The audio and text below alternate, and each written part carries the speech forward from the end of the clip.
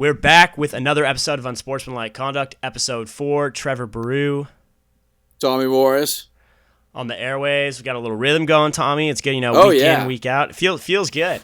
Yeah, you left that door open for me. Went ahead and jumped through there with my name. That felt good. I know. Well, now I'm starting to be more considerate, polite towards your feelings, So glad we had that talk.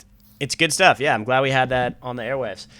Crazy week with the draft. A lot of stuff going on. NBA playoffs in action as well. Michael Sam becomes the first player in NFL history, openly gay player in NFL history to be drafted. So that's great for him, considering we had Cam Weiss on the show last week to talk about that. Yep. Some weird stuff going on in Major League Baseball with issues with how they found those biogenesis results, whether they were illegally stolen. So we'll talk about that a little bit. Got another fun game this week. We're going to add to it. We're going to do the emoji of the week along with who's hot and who's not, so that'll be fun. And then we got a special guest, as always. Yeah, we got from the NFL.com, Patrick Crawley will be joining us. Yeah, so we'll talk draft with Patrick, talk about biggest surprises, who we thought the biggest sleeper picks were, all that good stuff. So I think on that note, we should get into it, Tommy. Yeah, let's do it. We could jump right into the NFL draft, talk a little bit of Michael Sam. Is that what we want to do? Yeah, I think we should. We'll talk about NFL draft with Patrick, but as far as the Michael Sam thing goes, there definitely was a little bit of controversy with the way that ESPN showed him getting drafted and everything that went along with that. What did you think about ESPN's decision to show him live getting drafted, but then the kiss and then the kind of the other stuff that went along with it?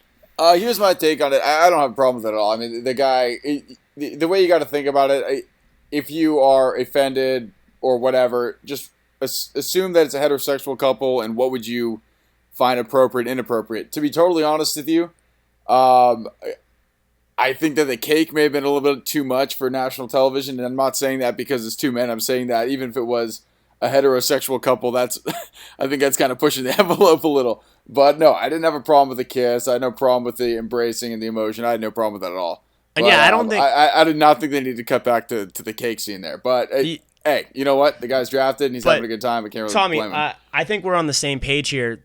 What I would say is that I don't think Michael Sam's at fault for all. I mean, it's probably the purest, raw form of emotion you can have. When you've been dreaming something your whole life, and then that moment comes, you're going to display how you feel in any way that you decide's appropriate. So I don't think it's wrong that cake thing happened, that anything that happened that Michael Sam did, but I think it goes more to what ESPN decides to show on TV. Oh, no, I totally agree with you. That's what I was going to say. I'm not blaming him. In my defense to him, almost, because I kind of was taken back by it a little bit, is that he probably honestly did not know that they were cutting back to him as often as they were. I mean, he had already been on about 4 times, and then I think he maybe assumed that it was over, and then he went ahead and did that. But it seemed like a private moment to me.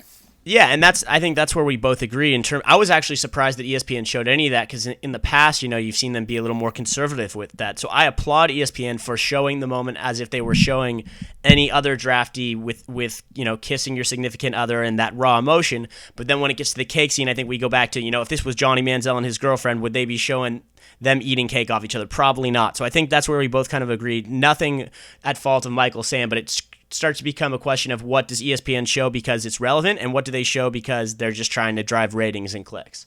Exactly. I think we're both on the same page as that.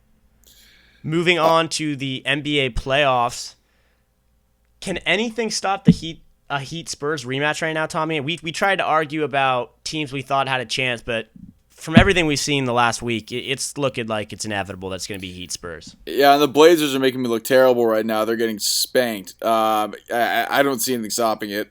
You got the best player in the world on the Heat, and you have the best coach in the world coaching the Spurs. So I think it's inevitable that they are on a collision course for the finals. What do you think? I completely agree. We both kind of had our wild card picks. I picked the Nets. I still would love to see the Nets pull it off. It was nice to see them get Game 3, but I don't think they're winning this series as much as I'd love to see it happen. And Tommy, you kind of brought up an interesting point before when you were talking about the best coach on one team for the Spurs versus the best player as LeBron James on the Heat. And that's something I've been thinking about is if you had to choose, and you're starting a new team, are you choosing LeBron James or are you choosing Coach Greg Popovich? I think I'll answer that question with a fact. What happened last year when the two met in the finals? Yeah, but that's because of a very clutch Ray Allen 3 that LeBron had nothing to do with. And if I'm choosing right now, age is a factor with both of them. I mean, LeBron's in his prime, but he won't be there forever. Greg Popovich is aging as a coach, but I'm going to choose Greg Popovich because although he's had the help of Tim Duncan, look at the way teams have aged in the past and the way they've tailed off. I mean, you look at a Lakers team that started to age after their championships. This Spurs team is ageless. It's insane, the discipline that Greg Popovich instills in them. The way he coaches is like I've never seen before, and I would pick Greg Popovich over LeBron James. Here's my point to that, and then I guess I'll move on. There's no other sport in the world like basketball where one guy can take over the game as much as you can in basketball because you only have 5 guys on the court, and you can essentially play the whole game. There's no other sport like that with that few amount of people. But LeBron couldn't do it with Cleveland. Right, but he wasn't as good as he is now. So I would rather have the best player in the world rather than the best coach. But then it comes down to, would you argue that if you put LeBron back on that same Cleveland team he had before, are you saying he wins a championship now? Yes. Because I'm saying no. Yes, I say yes. All right, I think we don't have the time to get in this because we're going to start talking about Mike Brown. You start talking about, Mo Williams looks pretty legit for the Blazers right now. LeBron couldn't get it done with him. All I'm saying is you put LeBron James in any team in the NBA, and I guarantee you they're a championship contender, or at least that's a given. They're a championship contender. If you put Greg Popovich at the helm of the 76ers, they're not going to win any games. That's where we disagree. Okay, but we got to save this for another time because we could go on about this for an entire show. Our last of our main topics. Interesting thing came out on the whole biogenesis Tony Bosch controversy with Major League Baseball and the steroids that police are claiming that MLB knowingly purchased stolen biogenesis documents to get that vital information they needed to get guys like Ryan Braun, A-Rod, all those guys that got suspended because of these vital documents. If this is indeed true, who gets punished, who should get punished, and what should the punishment be? That's one of those tricky kind of loophole situations because the guy did something wrong, but you have no way of proving it without doing something wrong yourself, and 2 wrongs don't make a right, and Major League Baseball is at fault, and they would, in my opinion, have to pay back whatever they took salary-wise from all those biogenesis guys. And it's ugly, but I think that's the only right thing to do. I think you suspend Bud Selig for a year. Wow. He's at the helm. He's in charge. He's making those decisions. He's responsible for all that type of stuff. As the commissioner of Major League Baseball, if you do something illegal like that, no matter if it's for the greater good, you deserve to be punished. And just like we've seen with Donald Sterling, when you're in a high-up place, if you make a decision that's against what you should be doing, you need to be punished accordingly. So that's why I say you suspend Bud Selig a year. You let him know that although the information that he was trying to get was valid, the way he went about it was completely wrong. So I would say suspend him a year. I kind of agree with that. I mean, I don't think suspending executives does the same thing as it does when you suspend a player, but yeah, give him a little taste of his own medicine. I don't mind that at all. Nice. I wasn't expecting to get that positive response from you. I'm just saying there shouldn't be a double standard. It's harsh, but that's what Bud Selig's been up to no good for a long time, and he deserves the hammer to come down on him. Valid point. Should we move on to our game this week? Yeah, let's move on to the game. God, this is gonna be good. We have a lot of pretty funny stories to tailor into this week's edition of Would You Rather. Would you rather? So, first one on the topic of the draft. Supposedly, Mel Kiper, according to Adam Schefter, has never taken a bathroom break in his entire time working for ESPN doing draft days. Unbelievable. Which is unfathomable. I mean, the guy just must be so passionate about his craft that he doesn't take a break to pee over a 12 to 14-hour workday. On the other side of it, recent St. Louis Rams draftee, getting the name right now, I just blanked on it. I blanked on it too. So Mo Alexander spent a year out of football when he was suspended by Utah State, and during that year he was a janitor at the Edward Jones Dome, which is now the dome he'll be playing in. So, on that note, Tommy, the would you rather for this is, would you rather be the janitor at your friend's draft party and have to clean up after every one of them and not be able to watch any of the draft, but just for a year? Or would you rather never be allowed to pee again during any draft party for the rest of your life? Give me the mop and broom immediately. whenever I have to go to the bathroom, whenever I have to pee, I feel very angry and uncomfortable, and I just want to go pee.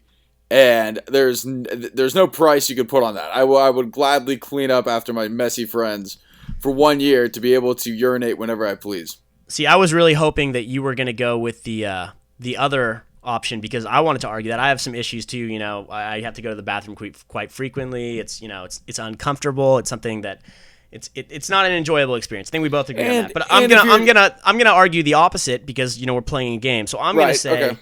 I'm going to say that, you know, if you hang out with the right company, if you're hanging out with the right friends, hopefully your janitorial duties won't be too terrible. Missing one draft is not the end of the world, you know. There's some exciting moments, but it's not like you're missing the Super Bowl.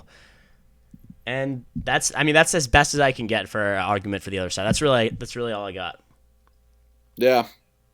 I tried, you know. I really tried. You did. Moving on to our next Would You Rather. Andrew Bynum was kicked off the Pacers a few days ago. Since then, they've gone 3-0. It seems like everywhere Andrew Bynum goes turns into a disaster, and as soon as he leaves, the team gets better. If you're starting a team and you have to have either Andrew Bynum on your team or Donald Sterling or your owner, who are you picking? I think this is honestly too easy. I would take Andrew Bynum. I would not touch Donald Sterling. I can't even think. If you were about to argue the other way, I would love to hear the argument, because I don't think one could possibly be made. Well, I'm about to make that argument. Oh wow! So, go for it. This is I'm going to go out on a limb and say, you know, I'm going to pick Donald Sterling because he has an interview that's about to come out with Anderson Cooper, which will probably have aired by the time that we make this live. And I'm going to say that something he says in that interview is going to change people's minds, make him feel remorseful, make him want to give the guy a second chance, because this is America. And although the argument I'm making right now, I don't necessarily believe at all, I'm really trying to do this for the greater good of interest on our show. Right. So I'm gonna say that Donald Sterling says something during that interview with Anderson Cooper that elicits people wanting to give him a second chance, and that's what I'm gonna go for. All right, then I'll bring up the last one. Serge Ibaka, Steven Adams, both members of the Oklahoma City Thunder, both also one of 18 siblings. Trev, would you rather have 36 kids or be one of 36? Or 18 would be 18. Correct? Yeah. Well, I added them together. Sorry. Yes. Would you rather be the father of 18 children or be one of 18 kids? Yeah, so I thought about this for a while, and at first I was like, I'd definitely rather be one of 18 kids, because, you know, then I have all these friends to hang out with and that type of thing, and, you know, there's a lot of camaraderie, you know, it could be an interesting childhood. But then I realized that whether I'm the parent of 18 kids or one of 18 kids and I'm the other side, either way, I'm probably going to be broke. Either my parents aren't going to be able to afford to pay for me, or I'm not going to be able to afford to pay for all my kids. So I think just either way, I'd probably go to a shelter, say that I was abandoned, and try to get adopted. Interesting. See, I'd rather be one of the kids, because you could always work. You could always get a job and just not tell the rest of your siblings. You kind of sneak off. No one's really going to keep track of you. So, I would definitely rather be one of the kids. I can't imagine having 18 kids. I can't even. I mean, obviously they can't be through the same mom. I mean, if they're through the same mom, that would mean that for at least 18 years, she's been pregnant. Hell of a life. There's no. We've got to look more into this story. We might be getting our chains pulled on that. I don't know if this is true. Supposedly this is true, but it's hard for me to believe this. Well, one of them's from New Zealand. I don't know. Adams is from New Zealand. I don't know where Ibaka's from, but he's not from America, so it is possible. It is very possible. And on that note of paternity and all kinds of stuff that there's no real way to make a smooth transition to do this. Besides the fact that it's Mother's Day. Besides that. Oh, yeah, it's Mother's Day. That's right. Okay, so children, Mother's Day. Great. Yeah. We will bring in our guest from NFL.com to talk about the NFL draft. He's Patrick Crawley. Patrick, how's it going? Great. How are you guys doing? Good. Thanks so much for joining us, Patrick. I was reading about how when the Browns were on the clock and they were trying to decide if they were going to go with Sammy Watkins or not, they literally had his draft card filled out, about to send it up, and then they made that trade at the last second. It's got to be so stressful, those GMs, when they're making the kind of decisions that can decide if they're going to have a job or not, and they've got literally 30 seconds to make that kind of call. Well, just as funny one I thought too is the rumor that they had Teddy Bridgewater on their card at 22, and then the owner called down and made him pick Johnny Manziel with that pick. That's the rumor. I think that stuff happens within like 10 seconds. It gets pretty crazy. Yeah, and speaking of Johnny Manziel, I mean, the ratings were through the roof this year. I don't know if it's because it was pushed back 2 years or 2 weeks, or because of Johnny Manziel. In your opinion, what do you think made this draft so successful ratings-wise? Well, I think if you compare it to last year, a couple weeks out, we knew exactly how the top 3 at least was going to go. You knew there was going to be the offensive tackles up top, and honestly, that's not the best position typically.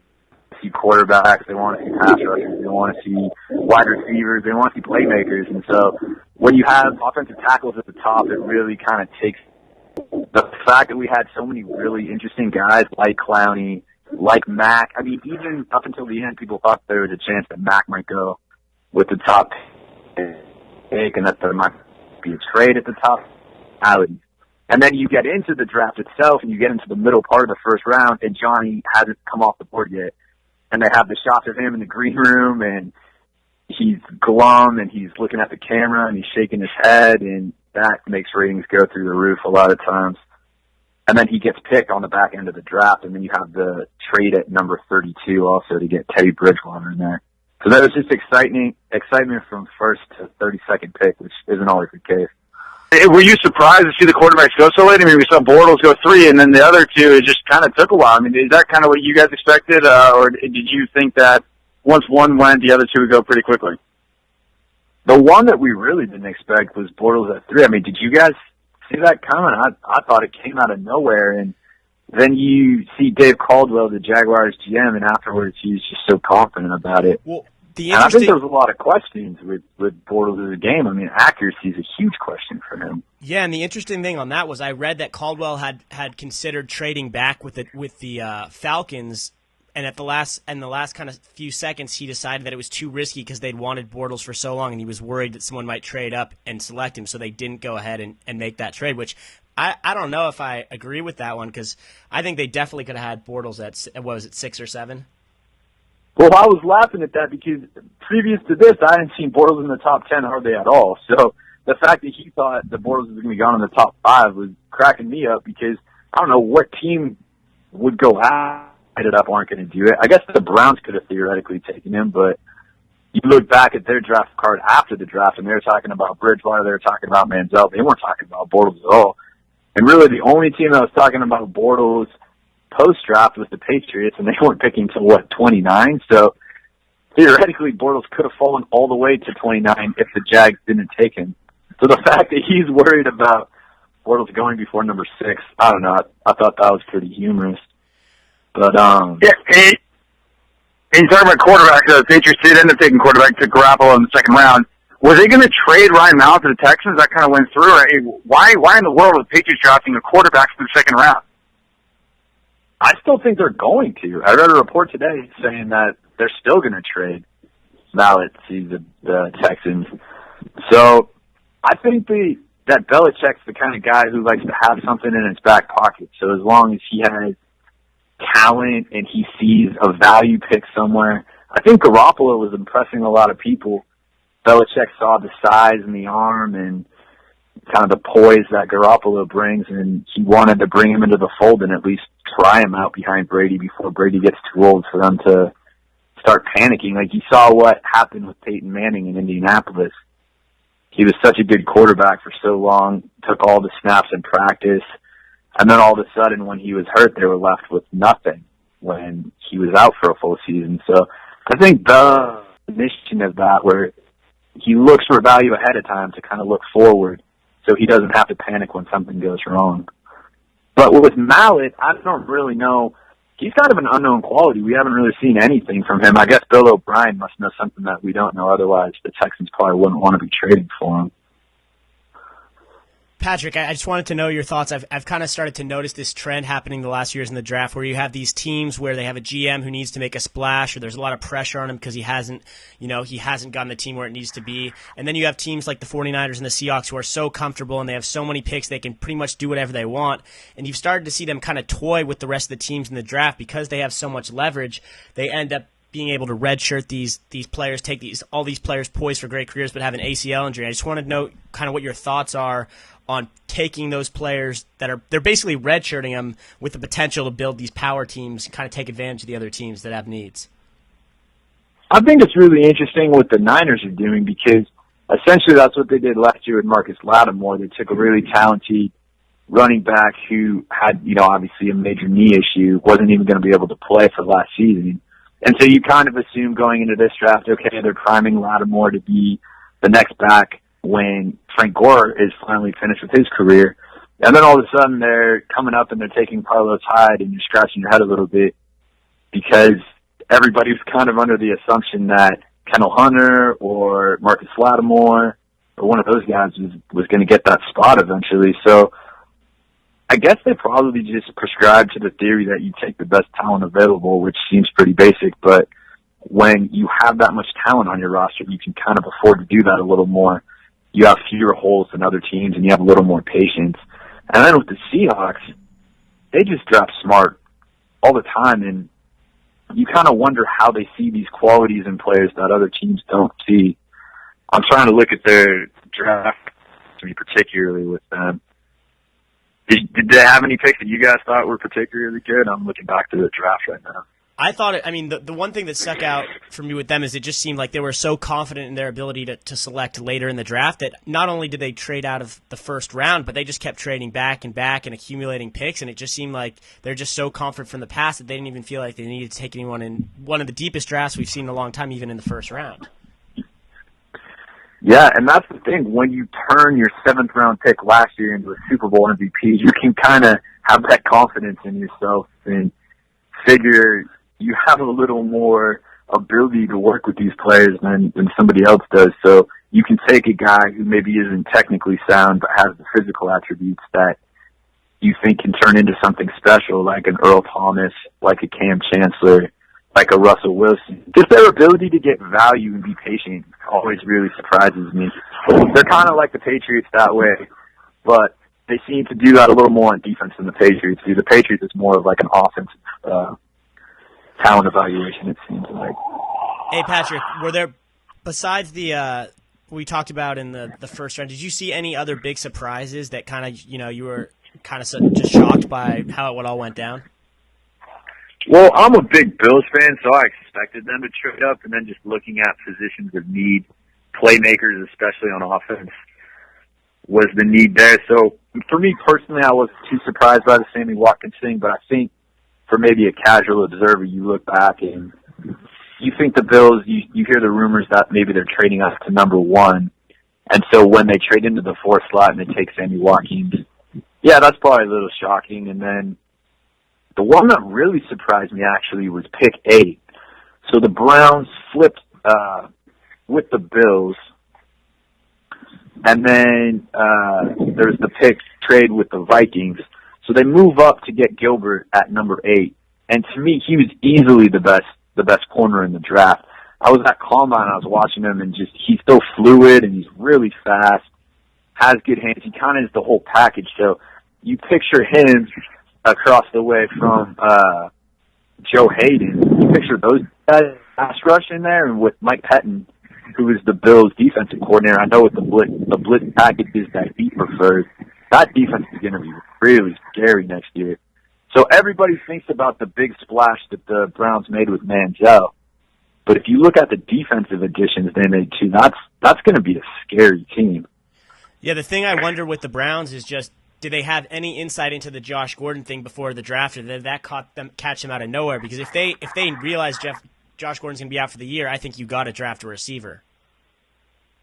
I think so too. I think it took him really by surprise, although it shouldn't have been. I think it was his 3rd failed drug test. But more than anything, that made me just feel so bad for Browns fans.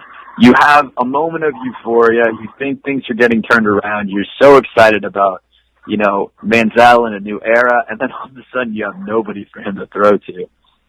So I don't know. When you have a whole draft philosophy that's predicated on the months of research that you've done, and then all of a sudden you get an 11th hour curveball like that, I don't know. For me, the way that I prepare for things, I think that would be tough to deal with. I'm not surprised that they stuck to their guns. You want to get the guys that you really want and adapt to those emergency situations later. There's a lot of receivers I pick up if you wanted to.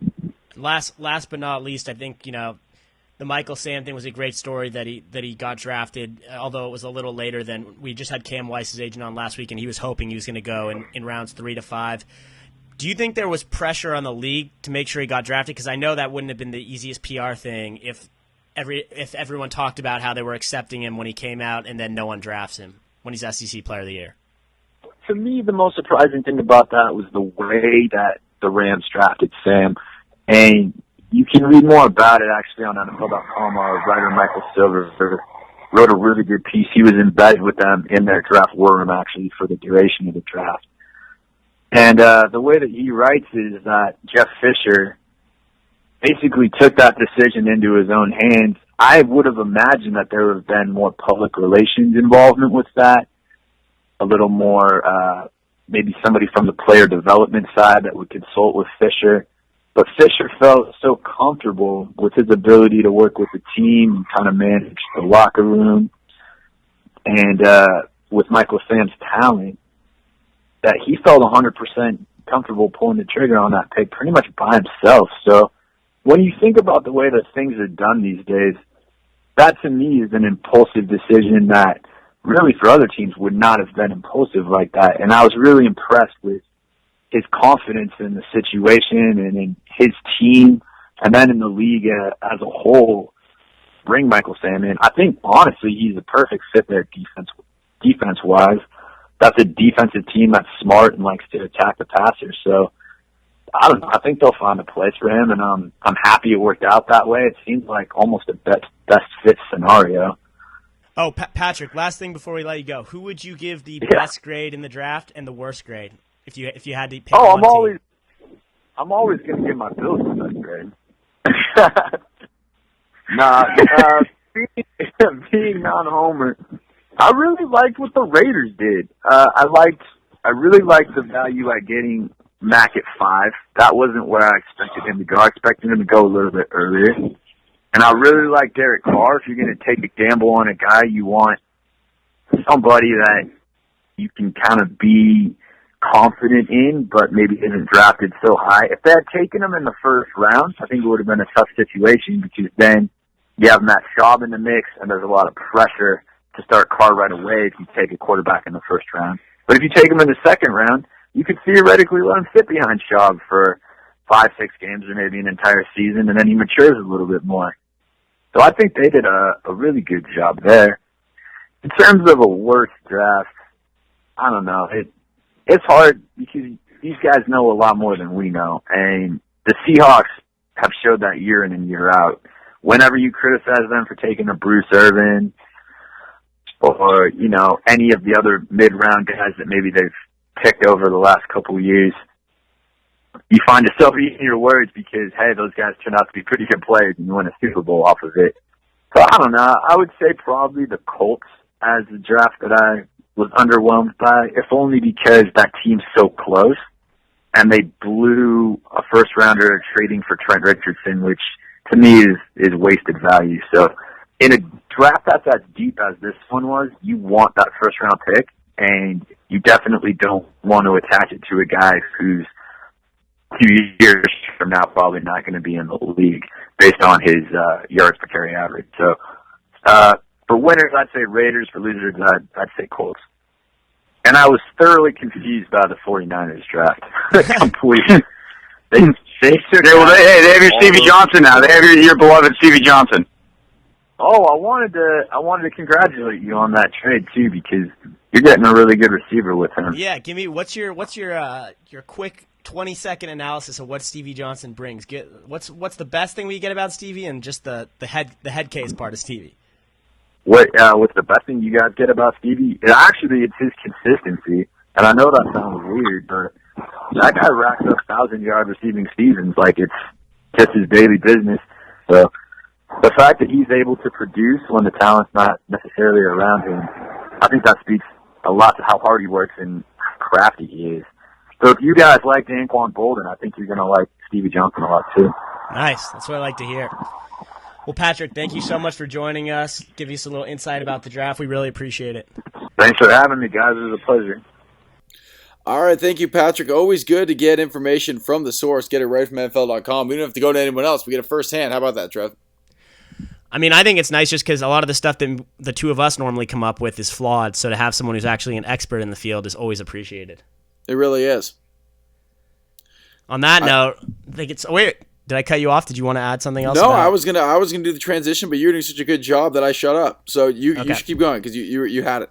Okay, we're gonna introduce a couple new little tidbits to our last part of the show. We got who's hot and who's not. So for this week edition of Who's Hot, I have Steve Kerr because he's currently commanding a salary upwards of $6 to $7 million a year from the Knicks. He's got the Warriors, who highly covet him, and he's never coached a game in his life on the professional level. So that's why my pick of the week is Steve Kerr for Who's Hot. That is hot. My pick of the week, Aroldis Chapman coming back after getting hit with a line drive to the face in spring training, shutting the door for the Reds, and throwing the ball over 100 miles an hour repeatedly. That is a definition of hot right there. 100-mile-an-hour fastball. So Aroldis Chapman is hot in my book. I like it. That's hot, Tommy. That's hot. It was. Now should we get cold?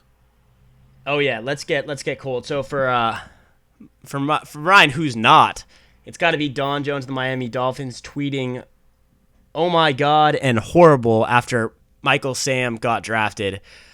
Don, after all the Dolphins have gone through, you're an idiot. There's not much else to say. Dang it. After mentioning that, I really want to change mine. I really do. Ouch. It was another Dolphin made a huge mistake. Pouncey. Mike Pouncey. Yeah. Classic. Big little blunder there. You know what? Throw that into yours. It could be the whole Miami Dolphins organization is not hot. Yeah, the entire because Mike Pouncey had a comment. His tweet was after the Miami Dolphins drafted first round pick Jawan James. His tweet was, "I can't wait for our gifts he's getting us." So Pouncey, you are literally as dumb as your teammate Don Jones. It doesn't look like the Dolphins are going anywhere since last year. So that's my pick of the week for who's not is the Miami Dolphins. And my not will be MLB Network analyst and former Major League Baseball player Mitch Williams, who was ejected from his 10-year-old's Little League game this weekend and called the umpire a word that starts with mother. I guess that's Mother's Day. And then in the middle of the word, something starts with an F. At his 10-year-old's Little League Did he get suspended from MLB Network at all, or is he cool to keep I think that gig? This is also fresh that it hasn't really... He hasn't been punished yet. Apparently, he says he was challenged to a fight by the umpire, which is why he got so angry. I'm sure the umpire challenged him. I'm sure the umpire wanted a former Major League Baseball player, twice his size, to come out and throw haymakers with him. But not a good week for Mitch Williams. Anyways, let's move on. Enough of that. I like this segment a lot. This is probably my favorite segment we've ever come up with. I know this was some deep thinking where we got to this. The emoji of the week. And this week's emoji, we're going to go with the cigarette. It's the closest one we could find to it's more of a joint is the emoji for this week. Because this is Ha Clinton Dix, who was drafted. His name's Ha. He was drafted by the Packers. And he tweeted out a picture of himself on the phone getting drafted. And in the background, there's a mysterious image. There's mysterious. I don't know how to describe it other than a joint. The way he described it was a quote unquote piece of tissue, but I've never seen. Yeah, he claimed it was. I've never seen a piece of tissue shaped like that was just sitting in such a conspicuous place. Yeah. So yeah. That's why Ha wins our Emoji of the Week award. And we got to give a little shout out to Josh Gordon, too, because just as the Cleveland Browns' future looked like it was getting brighter with Manziel, the next day it's announced that Josh Gordon's tested positive for marijuana, and he's going to be suspended for the entire 2014 season. Tough year. Enjoy the beach. I don't know. And last but not least, before we get out of here, we got to go to predictions. We've been doing a lot of NBA predictions, so why don't we? You want to do? Who do you think the biggest steal of the NFL draft was? You have anyone? I do. kind of put you on the spot. Does a second round pick count as a steal? Yeah, I mean it's just someone that you think is going to be a great player in the league that might not have been noticed at first. Of all the wide receivers drafted this weekend, the best one went in the second round. Wow, I had the pick number 80 something to the Eagles. And it was Jordan Matthews, wide receiver out of Vanderbilt. This guy was an unreal player in college. He was 4th in the nation in receptions, 1st in the SEC, with SEC defenses, mind you, hounding him because he was like the only player on the Vanderbilt team. He is going to be a stud. I'm telling you right now, he will win the Rookie of the Year award. I'll put that out there right now as well. I like it. Yeah, that's Jordan Matthews, Eagles, 83rd pick overall. Excuse me. No, not 80. His grade was an 83. I'm reading the wrong thing. 10th pick. Cool. It's good to know that you're not just saying this from knowledge, but you're reading it. So I was trying to find the pick number, and that number there threw me off. It's the 10th pick of the second round. So there you go. So this is a pick that caught my eye when I was watching the draft, and it was DeAnthony Thomas getting selected by the Chiefs. I know LaMichael James hadn't had great success in the league with the Niners, but the reason I like this pick is because the Chiefs just lost Dexter McCluster. To pair someone like DeAnthony Thomas with the high-powered offense the Chiefs have with a Jamal Charles, I think he could do some really dynamic stuff for the Chiefs. So although I wouldn't say I necessarily see him having the greatest future in the league, I see it as a very good value pick and a perfect fit for him with the Chiefs organization. All right, we didn't plan this out, but I just thought of this right now, so I'm going to throw it at you, unprepared. All right. While we're doing NFL predictions.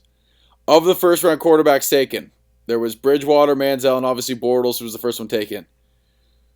Who has the best NFL career?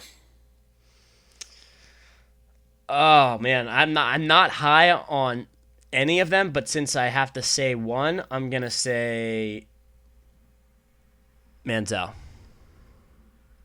I don't even like that. I don't see... Bortles in Jacksonville, I could see it potentially, but I've never been high on Jacksonville quarterback, so I can't do that. See, the thing about Bortles, he's very to me, you know what I mean? He doesn't really impress me. The thing that does impress me about him is his girlfriend. Unreal looking, Lindsay Duke. Not that I would know what her name is in her oh Instagram my God, account and all kinds of stuff. Thank you for reminding me of this. We didn't even get to the thing we wanted to bring up about to tweet at us. Oh, yeah. Oh, wow, I'm glad. That's a perfect transition, though. It is. You take this one. Yeah, so we talked about Michael Sam and the cake thing. We want to know if you had to choose two people to eat cake off of each other and put it on national television, who would you pick? Who would you want to see? So tweet at U.S. Conduct. Yeah, U.S. Conduct. I think we know Tommy's pick. It's definitely Blake Bortles and his girlfriend. Maybe not even Blake Bortles. Maybe just his girlfriend. Blake Bortles doesn't have to be there. Just his girlfriend and anyone. It doesn't matter. Essentially, you're asking for the Carl's Jr. like commercials, but with cake. Yeah, I just want her to. She can just do it by herself. Just a one-person cake eating. You know? Yeah, I mean, I think my leading candidate's got to be Donald Sterling and his girlfriends. That's probably mine. Oh, wow. Ooh, I think that'd be some great production value. Can you do me a favor, since you're a better editor than me of images? Yeah.